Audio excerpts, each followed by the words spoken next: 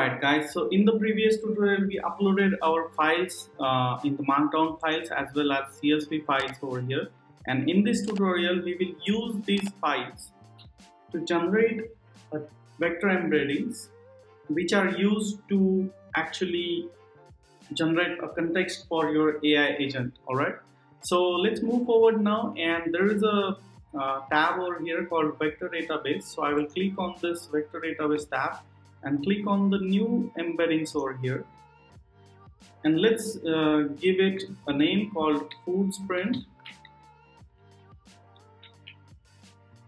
MD, and click on the type markdown over here and select the folder that we created from the past tutorial. So you can see that it has a split text at field over here, and it has a heading 1, heading 2, heading 3. So if you remember from the past tutorial, I told you that this .txt file, by the way, you should change the extension from .txt to .md before uploading the files. And I told you that these are the headings. So this is H1, this is H2, heading 2, this is heading 3. So it is going to split the text at these headings so that it will save the split text into the different files and or the different documents, and it will give you some documents related to your query, and AI will process these documents, and then it will generate the outcome based on the context provided. All right. So let's move on and split the text at heading 1, heading 2, heading 3 and heading 4, and click on generate embeddings. So it will take some time to generate the embeddings, so be patient. Alright, so the Foodprint embeddings are generated now, and let's create another embedding, but now name it as Foodprint CSV for structured embeddings, and click on the type at CSV and give the folder name Foodprint CSV.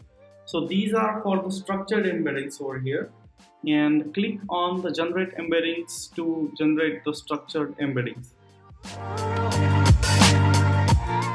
Alright, so our embeddings have been created successfully, and now let's move on to create a Workflow. Alright, so Workflow is a drag and drop platform where you can build your own AI chatbot or AI agent. Alright, so I will click on the create Workflow here,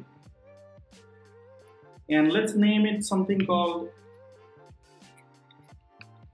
Foodprint Workflow or Foodprint AI, and click on the create Workflow. Alright, so you are on this drag and drop platform over here, and you can see that you can drag and drop different nodes and delete them over here. So in this tutorial we have processed some data initially, and from the next tutorial we will create a chatbot from this drag and drop playground. Alright, so I'm really excited and I hope you are also. So let's meet in the next tutorial.